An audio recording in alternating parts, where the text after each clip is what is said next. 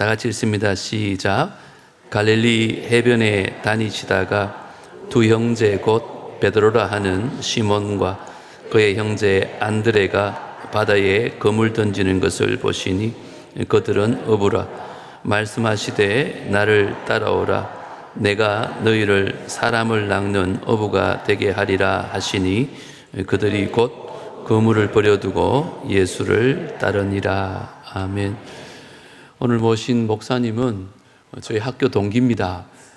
제가 남북에 7년 지나고 처음으로 제 친구 목사를 한번 초대해 봤습니다. 김천에서 목회하시는데요. 저희 동기 목사님들이 한 6분이 3달에 한 번씩 모여서 예배 드리고 식사하고 그렇게 헤어지는데요. 6명이 모여도 예배를 드립니다. 돌아가면서 설교도 하고 식사도 대접하고 제가 목사님 설교 들을 때마다 진짜 김천에 있기 너무 아깝다. 대구도 아까울 줄 모르는 귀한 목사님이십니다. 정말 말씀 들을 때마다 제가 은혜를 많이 받아가지고 언젠간 우리 교인들한테 한번 세워두면 좋겠다 싶었는데 오늘 기회가 온 것 같습니다. 오늘 남전도의 헌신예배에 부르심과 순종이라는 제목으로 말씀 주실 때 큰 은혜의 시간 되기를 주의 이름으로 축복합니다. 우리 먼 길 오셨는데 박수로 환영하겠습니다.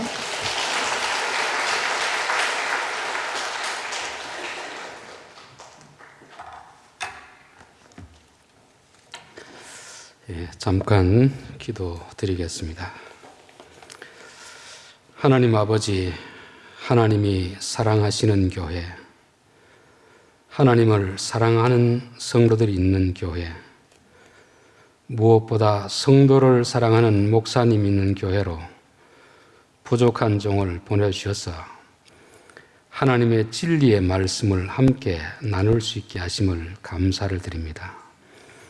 주의 성령님께서 종의 입술을 사용하여 주셔서 하나님의 그 뜻과 사랑을 남김없이 전하게 하시고 성도들이 주의 말씀을 들을 때 성령께서 우리에게 주시는 말씀으로 들려지는 은혜가 있게 도와 주시옵소서. 엠마오로 가던 제자들이 주께서 말씀을 풀어주실 때 가슴이 뜨거워졌던 것처럼 주의 말씀을 들을 때 주님을 향한 사랑의 마음이 뜨거워지는 시간 되게 도와 주옵소서. 예수님의 이름으로 기도하옵나이다. 아멘. 귀한 자리에 초청을 해주셔서 감사합니다. 헌신예배 설교를 부탁받으면 한편으로 감사한 마음이 있고 한편으로는 부담스러운 마음이 있습니다. 왜냐하면 제가 이 교회 성도들을 잘 모르는데 무슨 설교를 해야 되나 고민이 들 때가 많이 있습니다. 여러분, 요리사들이 하는 말이 있습니다. 음식에도 등급이 있다고. 외식하는 음식은 아무리 맛있어도 3등급이다 그렇게 말합니다. 아내가 해주는 음식은 2등급이고 어머니가 해주는 음식은 1등급이랍니다. 왜냐하면 바깥에서 먹는 음식은 아무리 맛있어도 먹는 사람들의 식성을 모릅니다. 어디가 약한지를 모릅니다. 그러나 아내나 어머니는 음식을 먹는 사람의 체질, 약함, 문제점을 다 알기 때문에 가장 그것에 맞는 설교를 음식을 준비하기 때문에 1등씩이라 그렇게 말하는 것 같습니다. 저는 설교도 본교회 담임 목사님이 하는 설교가 1등급이라 저는 늘 그렇게 생각합니다. 외부에서 오는 목사들의 설교는 3등급이죠. 성도들을 모르기 때문에 가장 일반적인 보편적인 설교를 할 수밖에 없다는 것을 말씀드립니다. 또 목사들도 받은 은사가 다 다릅니다. 사도 바울이 말했던 것처럼 어떤 자들은 심는 자가 있고 어떤 자는 물 주는 자가 있고 어떤 자는 거두는 자가 있습니다. 그렇기 때문에 저는 거두는 쪽으로는 은사가 없는 것 같아요. 헌신이라고 하면 열심히 이렇게 합시다 그런 쪽으로는 잘 못하는 것 같습니다. 그래서 저는 부지런히 말씀을 심는 쪽에만 관심을 가지고 오늘 설교를 드리려고 합니다. 요즘은 설교를 하더라도 성도들이 휴대폰을 다 가지고 있습니다. 그래서 성경 구절을 잘 인용 못하면 다 검색을 해보고 이거 안 맞는데 그렇게 하기 때문에 목사들도 설교할 때 대단히 조심스럽게 하는 것입니다. 여러분, 우리 헌신이라는 말은 우리는 많이 쓰는데 정작 성경에는 그렇게 많이 나오고 있지 않습니다. 혹시 여러분들이 스마트폰을 가지고 계시면 한글 성경에서 헌신이라는 단어를 검색해 보시기 바랍니다. 몇 번이 나올까요? 우리는 많이 쓰는데 정작 성경에는 많이 언급하지 않고 있습니다. 우리가 제일 많이 쓰는 단어 중에 부흥이라는 단어, 여러분 검색하면 몇 번 나오겠습니까? 한글 성경에 한 번 나옵니다. 헌신이라는 단어도 신구약 다 빼서 4번밖에 나오지 않습니다. 우리는 현재 한문으로 헌신이라고 하면 우리의 몸을 바친다, 드린다 되어 있지만 히브리어로 보면은 기쁨으로 드린다, 자원하여 드린다, 즐거운 마음으로 드린다, 몸을 드리든지 시간을 드리든지 돈을 드리든지 헌신이라는 것은 즐거운 마음을 하는 것입니다. 남이 쉽게 사는 건 헌신이 아닙니다. 마지못해 하는 것도 헌신이 아닙니다. 성경이 말하는 헌신은 정말 마음이 기뻐서 즐거운 마음으로 하는 것입니다. 우리가 순종하고 헌신하는 것도 복을 받기 위해서 할 수도 있고 하나님이 내게 주신 은혜가 너무 크기 때문에 기쁨으로 하는 헌신이 있을 수 있습니다. 그 헌신이 그렇게 많지 않다는 것입니다. 자, 이 헌신은 우리의 행동으로 나온 겉모습이고 열매라고 한다면 그 뿌리는 뭐가 되겠습니까? 헌신의 뿌리는 동기입니다. 동기. 이 동기가 어디서 시작되느냐? 요한복음 6장 28절에 보면 그들이 묻되 우리가 어떻게 하여야 하나님의 일을 하오리까? 예수께서 대답하여 이르시되 하나님께서 보내신 이를 믿는 것이 하나님의 일이니라. 믿음에서 나오는 것이라야 헌신이 되는 것입니다. 그래서 헌신이 겉모습, 열매라고 한다면 그 헌신의 뿌리는 충성이라는 단어입니다. 충성. 여러분 폰으로 한번 검색해 보십시오. 충성이라는 단어가 몇 번 나오는지. 신구약 성경에 38번 나옵니다. 35절 가운데서 38번 나와요. 여러분 신구약 성경이 몇 절인가 아십니까? 몇 장인 건 아시죠? 1189장. 거기까지는 아는데 몇 절인지를 아는 사람은 그렇게 많지 않습니다. 31,102절입니다. 31,102절에서 35절이라면 몇 프로 될까요? 0.01%입니다. 우리가 교회에서 그렇게 많이 쓰는 헌신이라는 단어 4번밖에 안 나오고 충성이라는 단어가 38번 나오는데 절수로 따지면 0.01%입니다. 1000명 중에 1명이 한다는 거죠. 우리가 1000일 중에서 하루 충성할 수 있다는 것입니다. 그러니까 용어는 많이 쓰는데 진짜 하나님이 원하시는 그런 헌신은 하는 분들이 많지 않다는 것입니다. 그 헌신을 하기 위해서는 믿음이 전제해야 되는 거죠. 믿음에서 나오는 것이라야 하나님이 기뻐하는 헌신이 되는 것입니다. 믿음은 어떻게 되겠습니까? 저절로 되겠습니까? 하나님을 알아야 되겠습니까? 누구를 모르는데 믿을 수는 없잖아요. 모르는데 믿으라고 해서 믿는 것은 맹신자입니다. 맹신자. 아는 만큼 믿을 수 있거든요. 하나님을 알기 위해서는 말씀을 알아야 하나님을 아는 것이고 바른 지식이 위해서 바른 믿음이 나오는 것입니다. 그래서 하나님의 일은 하나님께서 보내신 그 예수님을 믿는 것이다. 그 믿음도 성경에 나온 지식을 따라서 믿는 것이 헌신이 될 줄 믿습니다. 그래서 저는 여러분들이 헌신하기 위해서는 매주일 예배 때마다 강단을 통해서 선포되는 그 말씀을 통해서 예수님을 바로 알고 바로 믿을 수 있는 그 믿음에서 바른 헌신이 나온다는 것입니다. 오늘 본문을 짧게 정했습니다.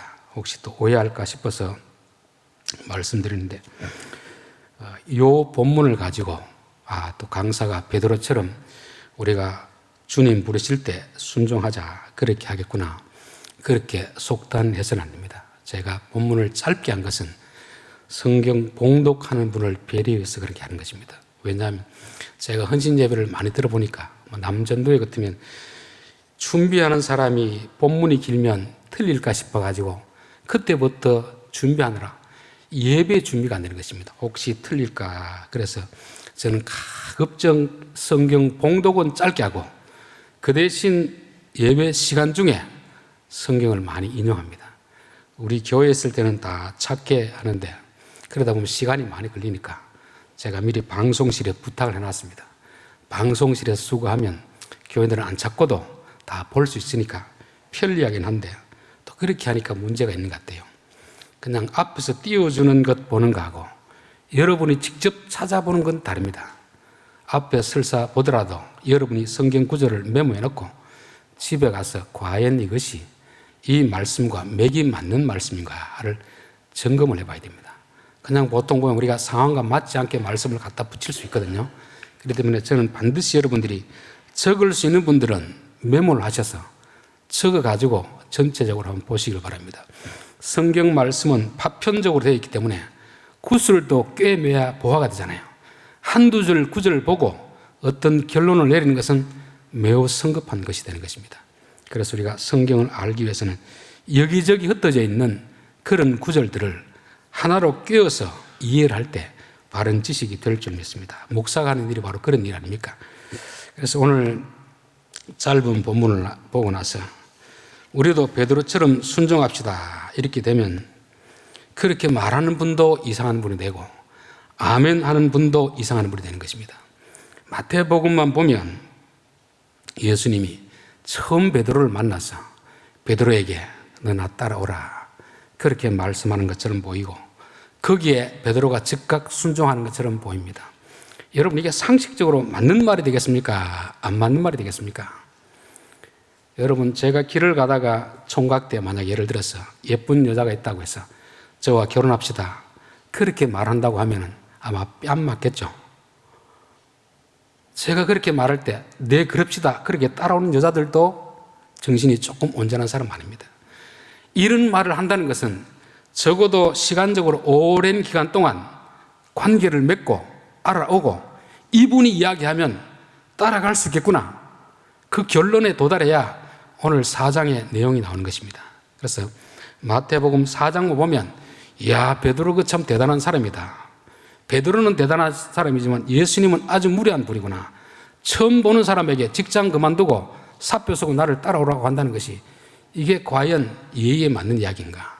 적어도 그 정도 따라오라고 할 정도 같으면 본인이 누군가 충분히 이야기를 하고 설득을 한 다음에 이런 이야기를 해야 이게 동의가 되는 것입니다. 그래서 우리가 성경을 볼 때는 한 부분만 봐서는 안 되고 전체적으로 봐야 됩니다. 우리 성도들이 흔히 이제 오해하는 경우가 성경에 나온 인물들 그런 분들 보면서 야, 난 언제쯤 저런 믿음이 될까? 창세기 22장 아브라함이 아들을 바칠 때 조금도 염려하지 않고 아침 일찍 나가서 바치려는 모습 여러분 그런 사건을 보면 여러분 어떤 마음이 듭니까? 정말 저분은 대단한 분이구나. 그런 것을 보고 우리 교인들은 그런 요구하면 우리들은 아멘이 됩니까? 부담스럽습니까? 심히 부담스러운 것이죠. 그 사건이 있기까지 얼마나 많은 시간 하나님이 아브라함과 교제를 나누면서 아브라함의 많은 실수들을 용납해 주시고 훈련한 결과가 그것인데 한 단면만 보고 이렇게 합시다. 그것은 사실 너무 성급한 결론인 것입니다. 앞에 아브라함 보면은 가나안에 와서 자기 아내를 누이라고 속이잖아요. 자기 목숨 구하려고 누이라고 속이지 않습니까? 그게 창세기 12장에만 있는 게 아니고 20장이 됐습니다. 처음 예수 믿을 때만 그런 게 아니고 예수 믿고 24년이 지난 그때도 똑같이 그런 행동하는 것이 아브라함입니다. 아브라함 22장 같은 결론에 도달할 수 있는 것은 그의 인간성은 우리와 전혀 다를 바 없지만 하나님이 그를 데리고 다니면서 하나님이 어떤 분인가 계속 보여주시기 때문에 이분이 말씀하시면 기꺼이 순종하겠다 이런 결론에 도달하는 것입니다. 여러분이 순종을 하기 위해서는 예수님을 그만큼 알아야 순종을 할 수 있다는 것입니다. 오늘 본문을 통해서 무엇이 베드로로 하여금 즉시 순종할 수 있게 했던가 그것을 한번 여러 본문을 통해서 한번 살펴보도록 하겠습니다. 자, 마태복음 4장 15절부터 보겠습니다.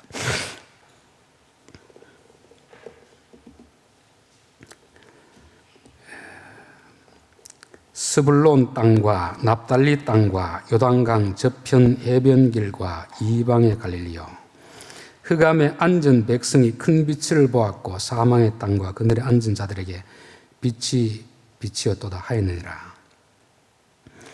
베드로가 사는 갈릴리 지역이 어떤 곳인가를 먼저 설명해 주고 있습니다. 이스라엘 역사를 알고 지도를 아시는 분들은 이 갈릴리 지역은 북쪽 지역에 있습니다. 북쪽 지역에 있다 보니까 외부로부터 공격이 들어올 때는 항상 제일 먼저 침략을 당하는 그런 지역입니다. 예루살렘은 남쪽 지역이기 때문에 위쪽으로부터 공격이 올 때는 제일 늦게 오는 것이죠. 또 갈릴리 땅이라는 것은 지리적으로도 평지가 별로 없고 험한 산이 있습니다. 그래서 열왕기상 9장 11절에 보면 갈릴리 땅의 성읍 20곳을 히람에게 주었으니 이는 두로 왕 히람이 솔로몬에게 그 온갖 소원대로 백향목과 잣나무와 금을 제공하였습니다. 히람이 두로에서 와서 솔로몬이 자기에게 준 성읍들을 보고 눈에 들지 아니하여 이르기를 내 형제여 내게 준 이 성읍들이 이러한가 하고 이름하여 가불 땅이라 하였으니 그 이름이 오늘까지 이르느니라. 솔로몬이 성전을 지을 때 히람 왕의 도움을 많이 받았습니다. 고마운 대가로 갈릴리 20성읍을 주었습니다. 그러면 고맙다고 해야 될 것 같은데 가만히 그 땅을 둘러보니까 못 쓰는 땅입니다. 가파르고 돌이 많고 농사 지어도 안 될 그런 땅입니다. 제 선친께서 물려준 땅 가운데 그런 땅이 있습니다. 저 예천에 가면 있는데 저는 한 번 보고 다시는 안 갑니다. 아무짝에도 못 쓸 땅이에요. 그런 땅을 준데 누가 고맙다고 하겠습니까? 명부는 제 명의로 되어 있는데 안 가봅니다. 농사도 지을 땅이 안 돼요. 산이 좀 어느 정도 평평해야 되는데 완전히 가파르기 때문에 아무것도 할 수 없는 그런 땅이었습니다. 즉 갈릴리 땅이라는 것은 어떠냐 하면은 농사를 짓기도 어려운 땅입니다. 예수님이 씨 뿌린 자의 비유를 한 곳이 바로 갈릴리 지역 아닙니까? 씨를 4곳에 뿌렸는데 열매를 맺는 곳은 한 곳뿐이잖아요. 농사를 지으면 적어도 열매가 나오는 땅이라야지 4곳에 씨를 뿌리는데 한 곳 나올 정도 같으면 이 좋은 땅일까요? 안 좋은 땅일까요? 아주 척박한 땅이란 말이죠. 그래서 갈릴리 사람들은 마지못해 그곳에 사는 것입니다. 우리 외전에 보면 이제 남자가 처가살이 할 때 그런 말이 있습니다. 겉벌이 서말만 있어도 처가살이 하지 않는다. 그런 말 아시죠? 저와 비슷한 세대가 아닙니까? 그런 말이 있습니다. 그 말은 오죽하면 처가살이 하겠나 그 말이죠. 이 갈릴리에 사는 사람들 오죽하면 그곳에 있겠나. 웬만큼 돈이 있으면 사마리아나 그 밑쪽이나 예루살렘 쪽에 살지. 그야말로 아무것도 없기 때문에 어쩔 수 없이 사는 곳이 갈릴리 땅이라는 것입니다. 그런데 그곳에서도 구약에는 예언의 말씀을 했습니다. 4장 13절 나사렛을 떠나 스불론과 납달리 지경 해변에 있는 가버나움에 가서 사시니 이는 선지자 이사야를 통하여 하신 말씀을 이루려 하심이라. 15절 스불론 땅과 납달리 땅과 요단강 저편 해변길과 이방의 갈릴리여 흑암에 사는 백성이 큰 빛을 보았고 사망의 땅과 그늘에 앉은 자들에게 빛이 빛이었도다 하였느니라.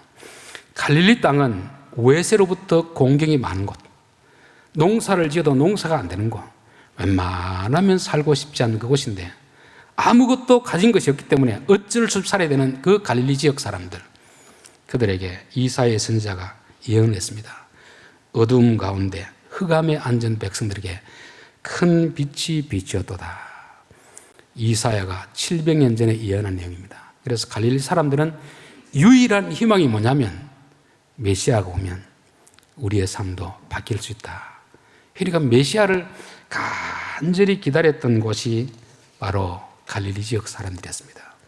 그러면 예수님이 메시아가 되어서 오셨을 때 갈릴리 지역 사람들은 예수님이 메시아를 알면은 그분이 부르면 즉시 가겠습니까? 안 가겠습니까? 가야 되겠죠. 왜냐하면 자기는 내세울 것이 아무것도 없습니다. 좀 더 이해가 쉽도록 한번 예를 들어보겠습니다. 학교 다닐 때 공부를 잘 못해서 좋은 대학 들어가지 못하고 아주 그냥 이름만 있는 겸손한 대학에 다니는 청년이 막상 취업을 하려고 원서를 내는 데마다 아무것도 오라는 데가 없습니다. 그렇게 몇 년 이렇게 집에만 있을 때 우연히 길을 가다가 대기업 회장을 만났습니다. 그분이 보니까 이 청년에게 무엇을 보았는지, 자네 우리 회사에 올 생각 없나? 내가 회장인데 특채로 고용해 주겠다. 그러면 단숨에 감사하고 달려가야 됩니까? 싫습니다 해야 되겠습니까? 달려가야 되겠죠. 내세울 게 아무것도 없잖아요. 베드로에게도 내세울 것이 아무것도 없습니다. 주님이 부르시면 기꺼이 달려가야 되는데 베드로가 달려갔을까요? 안 달려갔을까요? 오늘 본문에는 달려간 것처럼 보입니다. 이건 첫 번째 만남이 아니에요. 그 이전에 여러 번의 만남이 있었습니다. 요한복음 1장 41절 그는 안드레입니다.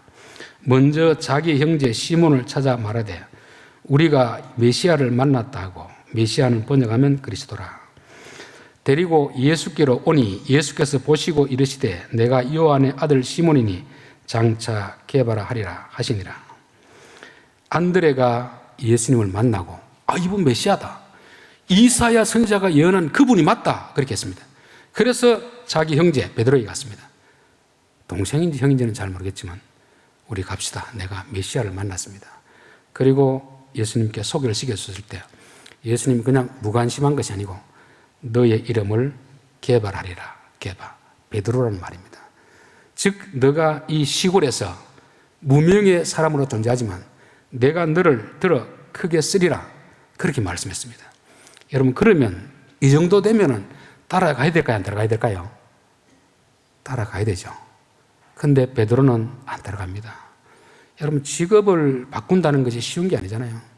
예수님이 메시아라고 하는데 이분이 진짜 메시아일까 궁금한 점이 있어야 되고 충분히 테스트해 봐야 되잖아요. 여러분, 물건 하나 사는데도 그냥 삽니까? 다 조사를 해보고 삽니까? 조사를 해보고 사죠. 여러분, 자동차 살 때 그냥 삽니까? 누가 좋다고 하면 그냥 조사를 해보고 삽니까? 집을 사더라도 다 등기부에 등본 떼보고 하는 게 정상입니다. 우리는 예수님이 부를 때 단번에 가겠지, 그게 정상이 아닙니다. 예수님이 어떤 분인가 충분히 알고 결정을 해야 되는 것입니다. 그런데 우리는 이런 걸 보고 믿음이 없다고 생각하는 거죠. 합니다. 그래서 의심하는 도마를 보고 뭐라고 합니까? 믿음이 없는 자로 생각하잖아요. 그건 믿음이 없는 것이 아니고 정상적인 사고를 가진 사람입니다. 우리는 너무 믿음을 맹신으로 그렇게 오해를 해서 보니까 이단에 빠지는 사람이 참 많이 있습니다. 그들이 가르치는 가르침이 진짜인지 가짜인지 검증을 하고 따라가야 되는데 그게 없이 어떤 기적이라든지 체험을 하게 되면 곧바로 따라가는 것입니다. 이거는 좋은 믿음이 아닙니다. 이거는 맹신자가 되는 것이죠. 베드로도 처음부터 예수님을 따라가지 않았습니다. 예수님이 분명히 메시아라는 것을 자기 형제가 이야기를 했고 또 예수님이 그에게 내가 너를 개발하리라, 이게 마태복음 16장에 나오잖아요. 또 내가 내게 이르노니 너는 베드로라, 내가 이 반석 위에 내 교회를 세우리니. 예수님이 베드로를 본 순간 찍었습니다. 너를 통해서 내가 교회의 기초를 놓으리라, 기초의 소속을 놓으리라. 그렇게 했으면 우리 같으면 어떻게 하겠습니까? 예수님, 부족한 저를 알아주시니 너무너무 감사합니다. 직장 다 그만두고 제가 주님을 따르겠습니다, 이렇게 해야 될 것 같은데 베드로는 그렇게 하지 않은 것 같습니다. 가끔씩 다른 본문에도 예수님을 따라다니는 장면 나오는데 그때는 모든 걸 버려두고 따르는 게 아니고 시간 날 때만 잠깐 가는 것입니다. 자, 누가복음 4장을 한번 보겠습니다. 앞에 방송 지금 따라오고 있는 거죠? 본문. 예. 4장 36절 예수께서 일어나 회당에서 나가사 시몬의 집에 들어가시니 시몬의 장모가 중한 열병을 앓고 있는지라 사람들이 그를 위하여 예수께 구하니 예수께서 가까이서 열병을 꾸짖으신데 병이 떠나고 여자가 곧 일어나 그들에게 수종되니라. 예수님이 베드로가 멀찍이 따라오니까 예수님 집에 신방을 가는 것입니다. 신방을 가보니까 그의 장모가 열병을 앓아누웠습니다. 고쳐준 것이죠. 그래서 그 장모님이 예수님을 따르기 시작했습니다. 이 정도 되면 베드로가 예수님을 따라야 되겠습니까? 안 따라야 되겠습니까? 따라가야 되겠죠. 우리 같으면 이 정도 주님이 우리의 관심을 보이면 안 따라가겠습니까? 충분히 따라가죠. 그럼에도 따라가지 않고 있습니다. 자, 누가복음 5장으로 가보겠습니다. 5장 1절 무리가 몰려와서 하나님의 말씀을 들을 때 예수는 게네사렛 호숫가에 있어서, 즉 갈릴리 호숫가에서 저녁 집회를 하는 것입니다. 사람들을 모아놓고, 남부교회로 말하면 이제 저녁 집회, 유명한 강사를 청해놓고 집회를 하는 것입니다. 그럼 베드로가 이 자리에 참석했을까요, 안 했을까요? 참석을 안 했습니다. 이 베드로는 지금 어디 가 있습니까? 고기 잡으러 간 거죠. 고기 잡으러. 교회에서 지금 목사님이 성도들이 은혜 받도록 유명한 목사님을 청해놓고 밤새 부흥을 하는데 베드로는 그때 밤새도록 고기를 잡고 있는 것입니다. 그걸 보니까 예수님 마음이 너무너무 안타까웠습니다. 그래서 새벽녘 이제 설교가 끝나고 집으로 가려고 하다가 그곳에 이제 고기잡이를 끝내고 해변에 그물을 싣고 있는 베드로에게 갔습니다. 그리고 물을 좀 거리를 조금 떼게 하고 그 배에 앉아서 다시금 해변가에 있는 군중들에게 설교하는 것입니다. 모르는 사람에게 이렇게 부탁할 수는 없겠죠. 이미 예수님과 베드로는 많은 모임 관계가 있었습니다. 그리고 그만큼 알아듣도록 나를 따라오라고 했음에도 불구하고 베드로는 여전히 먹고 사는 게 급하기 때문에 시간이 날 때는 예수님을 따라다녔습니다. 그러나 완전히 버려두지 못하고 자기 길을 가는 거죠. 그래서 예수님이 집으로도 신방 가고 집에도 없어도 보니까 나중에 일하러 갔습니다. 그래서 또 해변 앞에서 부흥을 할 때도 참석하지 않고 밤새도록 고기만 잡고 있는 베드로, 그 베드로를 또 찾았습니다. 그래서 그 물을 싣고 있는 베드로에게 이 배를 조금 해변에서 떨지라 하면서 설교를 했습니다. 누구를 향해 설교하겠습니까? 앞에 있는 해변가에 있는 사람들을 위해 설교하지만 사실은 뒤에서 있는 베드로에게 하는 것입니다. 베드로, 내 말을 좀 듣고 믿으면 안 되겠느냐. 그 말을 하고 나서 그물을 던지라 그렇게 말씀했습니다. 그래서 그 말씀을 듣고 내가 밤새도록 그물을 던졌는데 한 마리도 못 잡았습니다. 그러나 당신의 말씀에 의지해서 그물을 던지겠습니다. 즉 베드로는 예수님에 대한 믿음이 부족했지만 밤새도록 한 마리도 못 잡고 그럴 바에는 저녁 집회 부흥이나 갈 걸, 이런 후회가 막급한 상태입니다. 그래도 이분이 이 배에까지 신방을 왔으니까 마지막 자존심이라도 세워주자 싶어서 그 말씀에 순종해서 그물을 던지는 것입니다. 물론 이제 마태복음 4장하고 누가복음 5장이 같은 사건인지 다른 사건인지 학자들마다 견해가 조금 다릅니다. 전체적인 내용을 보면 조금 설명은 달라도 같은 사건이라 볼 수가 있는 것입니다. 자, 5장 8절 시몬 베드로가 이를 보고 예수의 무릎 아래 엎드려 이르되 주여 나를 떠나소서 나는 죄인으로소이다. 예수님이 그물을 던져 고기를 잡으러 할 때 밤새도록 그물을 던져 한 마리도 못 잡았는데 고기를 많이 잡았습니다. 순종했더니 고기를 많이 잡았습니다. 그러면 우리는 뭐라고 해야 될까요? 예수님 감사합니다. 감사합니다. 감사합니다. 그렇게 해야 될 텐데 주님 나를 떠나십시오. 저는 죄인입니다. 왜 이런 말을 하겠습니까? 그 메시아를 몰라보고 그분이 나를 사랑해서 그렇게 나를 주님의 제자 삼으려고 하는데 제가 너무 주님을 몰라봤습니다. 저는 주님 제자 될 자격이 없습니다. 저를 떠나십시오. 떠나라는 말은 떠나라는 말이겠습니까? 저를 버리지 마시고 저를 붙들어 주십시오 이 말이겠습니까? 한국말은 잘 들어야 됩니다. 말만 들으면 몰라요. 남녀가 헤어질 때 나에게 연락하지 말고 잡지 마라. 계속 그 말하는 것은 잡으라는 말입니까? 진짜 연락하지 말라는 말입니까? 연락하라는 말이죠. 떠나지만 당신을 떠나기 싫다는 거 아닙니까? 베드로도 바로 이런 표현입니다. 제가 주님의 메시아됨을 모르고 이렇게 내 혼자 살려고 몸부림쳤는데 주님의 말씀을 보니까 진짜 당신이 메시아 맞습니다. 저는 주님 보시기에 전혀 제자 될 자격은 없지만 주님 이래도 저를 받아주시겠습니까? 이런 뜻입니다. 표현은 저를 떠나라고 하지만 진짜 떠나는 말이 아니고 이렇게도 저를 버리지 않고 받아주시겠습니까? 그런 뜻인 거죠. 그 말씀 뒤에 내용이 바로 오늘 같은 말씀입니다. 말씀하시되 나를 따라오라. 내가 너를 사람을 낚는 어부가 되게 하리라.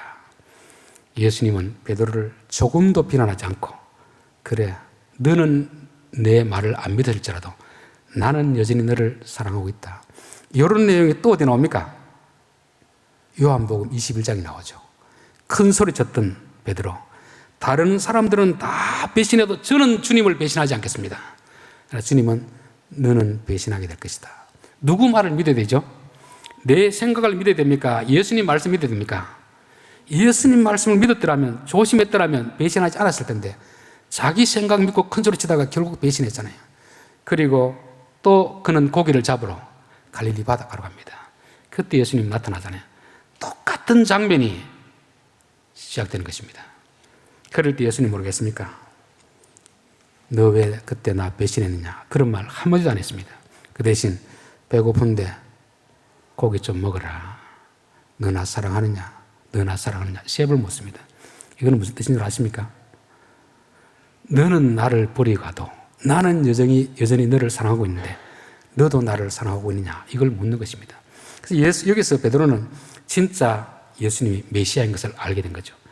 그리고 나서 이제 내가 너를 사람을 낚는 고기가 어부가 되게 하리라, 그렇게 말씀했습니다.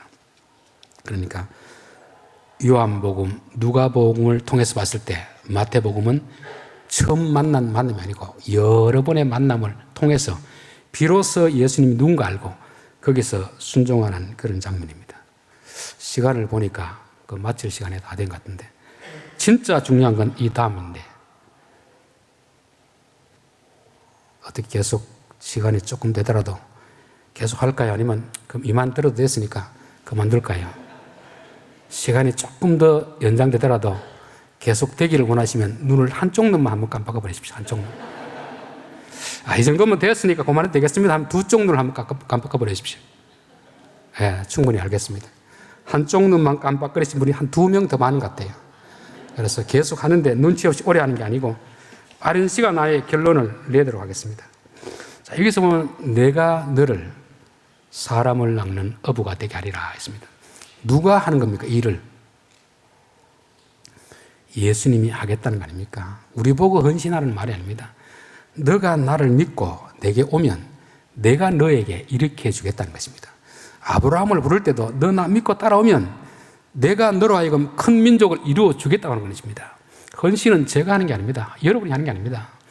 하나님이 부르실 때 하나님을 믿고 가면 하나님께서 여러분을 귀히 쓰시겠다는 것입니다. 여러분이 하나님이 안 부르는데 하려고 하는 것도 이게 너무 오버하는 것입니다. 하나님 부르실 때 그렇다고 꼭 공중에서 음성이 들려 부르는 게 아닙니다. 교회를 통해서 임직자를 임명하고 목사님이 이것 집사님 좀 해주십시오. 이게 하나님이 사람을 통해 부르시는 거 아닙니까? 그럴 때 우리는 베드로처럼 저는 자격이 없습니다. 부족합니다. 못하겠습니다. 이게 아니고 저는 자격이 없지만 주님이 부르시면 순종하겠습니다. 그러면 주님께서 비로소 역사하기 시작하는 것입니다. 순종은 하나님의 역사를 가져오는 첫 단추입니다. 내가 잘해서 부르는 게 아니잖아요. 우리가 앞에서 봤지만 베드로 솔직히 우리보다 믿음이 더 부족합니다. 몇 번을 찾아가야 그제서야 기적을 경험하고 예수님 따르지 않습니까? 우리에게는 한 반 정도만 보여줘도 우리는 충분히 따를 마음의 준비가 되어 있는데 베드로는 우리보다 훨씬 더 못합니다. 그 말은 우리도 역시 베드로처럼 하나님 앞에 쓰임 받을 수가 있는 것입니다. 예수님을 알고 예수님을 믿으면 그때부터 하나님은 우리를 통해서 역사하는 것입니다. 자, 그리고 가장 중요한 분인데 사람을 낚는 어부가 되게 하겠다. 그전에는 무슨 어부였죠? 고기를 낚는 어부였습니다. 고기를 낚는 어부하고 사람을 낚는 어부의 차이는 뭐겠습니까? 똑같은 어부인데 대상이 다른 것뿐 아니지 않습니까? 그전에는 고기를 낚아서 먹고 사는 사람이 되었고 이제는 사람을 낚아서 먹고 사는 사람. 예수님이 우리를 부를 때 직업을 바꾸라는 것 아니지 않습니까? 그렇죠? 이게 이제 번역이, 한글 번역이 대부분은 잘 돼 있는데 어떤 번역은 원래 의미하고는 조금 다르게 번역된 그런 곳이 있습니다. 왜냐하면 원래 성경은 히브리어, 헬라어로 쓰여진 이 성경이 다시 영어로 번역되고 영어가 중국어로 번역되고 중국에서 다시 한국어로 번역되다 보니까 직역이 되기보다는 좀 어역이 되는 그런 경우가 있습니다. 어역이 되어서 우리가 더 이해하기 쉽게 된 것도 있지만 조금은 본문의 의미와는 다르게 된 것이 있습니다. 정확하게는 사람들의 어부가 되게 하겠다는 것입니다. 사람을 낚는 어부가 아니고 사람들의 어부가 되게 하겠다는 것입니다. 여러분, 사람들의 어부와 사람을 낚는 어부는 어떤 차이가 있겠습니까? 고기를 낚는 어부나 사람을 낚는 어부나 결국 그 하는 목적은 뭐겠죠? 자기 자신 아닙니까? 자기 자신, 그렇죠. 사람들의 어부는 더 이상 일이 나를 위한 일이 아니고 사람들을 위한 일이 되도록 하겠다는 것입니다. 여러분, 흔히 하는 말이 있습니다. 공부 잘하는 아들은 국가의 아들이고 돈 잘 버는 아들은 며느리의 남편이다. 거기서 뭐가 중요합니까? 아들이 중요하고 남편이 중요합니까? 국가가 중요하고 며느리가 중요합니까? 이게 선뜻 이해가 안 되죠. 좋은 차가 있는데 이 차가 무슨 차냐가 중요하지 않습니다. 누구의 차냐가 중요한 거죠. 아무리 좋은 벤츠라도 이거는 너의 차가 아니고 이 사람들의 차라고 하는 것과 비록 싼 차이지만 이건 너의 차라고 하는 것은 의미적으로 완전히 달라지는 것입니다. 예수님이 우리를 부르신 것은 지금까지는 고기를 잡든 사람을 낚든 자기를 위해서, 자기 가정을 위해서 그렇게 직업 삼아 일하도록 그렇게 우리는 살아가는 것입니다. 예수님 우리를 부를 때는 그게 아니고 이제부터는 어떤 일을 하든지 사람들을 위해서 해야 된다. 그런 말씀입니다. 고린도후서 5장 15절에 보면 그가 모든 사람들을 대신하여 죽으심은 살아있는 자들로 하여금 다시는 그들 자신을 위하여 살지 않고 오직 그들을 대신하여 죽었다가 다시 살아나신 이를 위하여 살게 하려 함이라. 예수님이 베드로를 부른 목적도 동일하고 우리를 구원하신 목적도 동일합니다. 직업을 바꾸라는 것이 아닙니다. 무엇을 하든지 이제부터 너 자신을 위해 사는 것이 아니고 예수님을 위해 살아고 우리를 부르시는 것입니다. 여러분, 아브라함 이름이 바뀐 거 아시죠?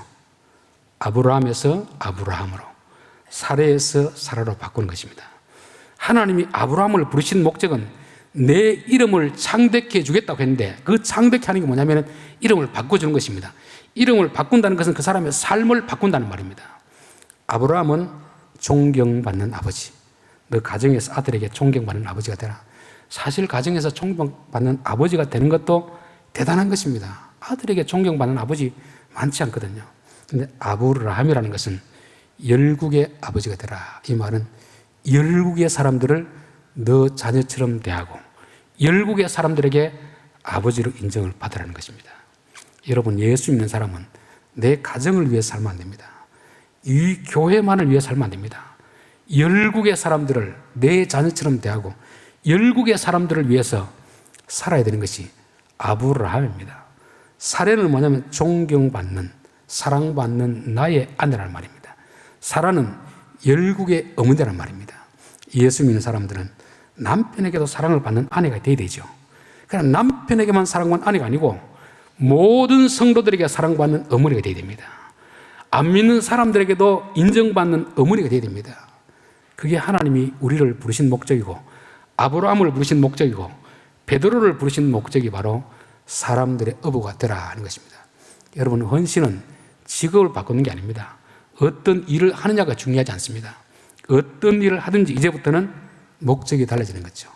이 일을 해서 내가 교인들에게 인정받고자 함이 아니고 교회를 위해서 내가 하는 것입니다.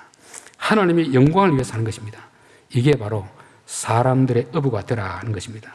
그러자 곧 즉시 왜 즉시 해야 되겠습니까? 주님이 부르실 때 즉시 하지 않으면 기회를 놓칠 수 있습니다. 이 일은 아무에게나 맡기는 게 아니거든요. 예수님은 베드로가 아니어도 얼마나 많은 사람이 있을지 모릅니다. 그 중에 베드로 하나를 선택했기 때문에 내가 지금 이 기회를 놓치면 더 이상 이 기회는 내게 없을 것이다. 사라지는 걸 알기 때문에 그 기회를 잡은 것입니다. 우리 에베소서 보면 세월을 아끼라, 때가 악하니라. 기회를 붙들라는 말입니다. 내게 기회가 있을 때 기회를 잡으라는 말입니다. 여러분, 충성도 할 기회가 있습니다. 헌신도 할 기회가 있습니다. 나중에 하면 되겠지. 나중에 기회는 없습니다. 이미 다른 데로 넘어가 버린 거죠. 그래서 저는 교회에서 어떤 일을 하려고 할 때, 서로 안 하려고 할 때, 목사님 그거 제가 하겠습니다. 그런 분들 보면 야, 저분은 진짜 뭔가 아는 분이구나, 그런 생각이 들 때가 있습니다. 제가 노회에서 어떤 일을 할 때 보면 어떤 부담스러운 일을 교회에 하려고 하면 대부분의 목사님들은 자기 교회에서 안 하려고 합니다. 근데 어떤 교회는 교회가 규모가 적은데도 목사님 우리 교회가 감당하겠습니다, 이런 분들이 있습니다. 그분은 뭘 아는 분입니까? 그 일이 얼마나 귀한 일이고 이게 내게 주어진 기회라는 걸 알기 때문에 하는 것입니다. 여러분, 순종은 하나님이 내게 시킨 일이 얼마나 귀한 일인지 알기 때문에 하는 사람들입니다. 그래서 헌신은 뭐라고 했습니까? 기꺼이 즐거운 마음으로 내 시간을 드리고 물질을 드리고 내 몸을 드리는 것입니다. 그거는 아무나 할 수 있는 게 아닙니다. 하기 싫어서 억지로 하는 것은 헌신이 아닙니다. 예수님 모르기 때문에 하는 거거든요. 예수님을 아는 사람들은 내게 기회가 주어지면, 아니 기회가 주지 않더라도 남들이 하지 않으려고 할 때 목사님 저에게 기회를 주십시오, 제가 그 일을 감당하겠습니다, 이 가치를 아는 사람입니다. 흔히 우리는 충성이라든지 헌신이라든지 이걸 하면 복을 받는다. 물론 복을 받을 수도 있지만 그렇지 않을 수도 있습니다. 우리는 복 받기 위해서 하는 게 아닙니다. 그 자체가 귀하기 때문에 하는, 그 자체가 일이 얼마나 귀한데, 우리가 땅에 살아가면서 하나님의 일에 쓰임받는 일이 얼마나 귀한 일입니까? 하나님이 내게 기회를 주시는데 어떻게 내가 그걸 놓칠 수 있겠습니까? 또 하나님은 그 일을 하는 자들에게 하지 않는 자들이 결코 맛볼 수 없는 것을 주신다는 것입니다. 그래서 요한복음 2장에 보면은 주인은 모르는데 물돈 하인은 알더라. 어떻게 돼서 이 물이 포도주로 변했는지 그 연회를 주최하는 주인도 모르는 일인데 물을 떠서간 하인은 알더라는 것입니다. 요한복음 4장에 보면은 예수님이 수가성 여인과 대화를 나누다가 제자들이 마을에 가서 도시락을 싸와서 예수님 식사하십시오, 그러니까 나는 너희들이 알지 못하는 양식이 있느니라. 누가 밥을 갖다 드렸지? 예수님 뭐라고 합니까? 하나님이 일을 하는 것이 내가 양식이다, 너희가 알지 못하는 양식이다. 저는 교회에서 똑같은 설교를 듣고 똑같이 신앙생활해도 하나님이 주시는 양식을 맛보는 사람이 있고 맛보지 못하는 사람이 있습니다. 하나님이 부르실 때 기쁨으로 그 일을 하는 사람들에게는 하나님이 그 양식을 주시는 것입니다. 이게 우리에게 느껴지는 보람 아닙니까? 보람. 남들은 경험하지 못하는, 남들은 맛볼 수 없는 그 양식 때문에 우리는 순종하는 것입니다. 이 양식을 먹고 나면 우리의 배가 부른 것이죠. 하나님, 다음번에도 이런 기회 있으면 저에게 맡겨주십시오, 그러면서 자기의 그물을 다 던져주고 가느라. 그물을 던져준다는 것은 아까운 것이 아니잖아요. 더 귀한 일을 위해서 그물을 던지는 거 아닙니까? 여러분, 좋은 물건이 났으면 여러분의 통장에 돈을 다 뽑아서 삽니까, 안 삽니까? 사는 거죠. 그건 돈을 버리는 거 아닙니까? 더 귀한 물건이 있기 때문에 내 돈을 기꺼이 버리는 것입니다. 하나님의 일이 더 귀한 걸 아는 사람들은 내 시간도 버리고 물질도 버리고 몸도 버리는 것입니다. 주를 위해서 버리는 거죠.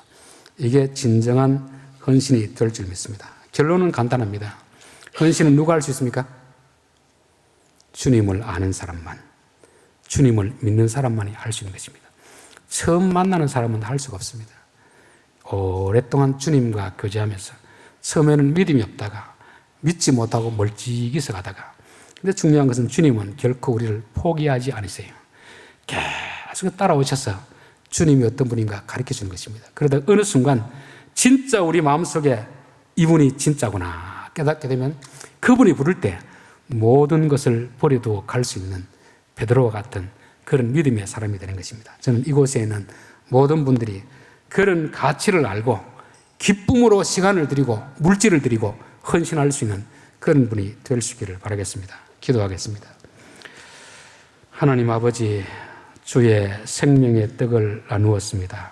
이 말씀이 들은 성도들에게 하늘의 양식이 되게 하시고 진리의 빛이 되게 하시고 우리가 살아가는 길에 길이 되게 도와 주옵소서.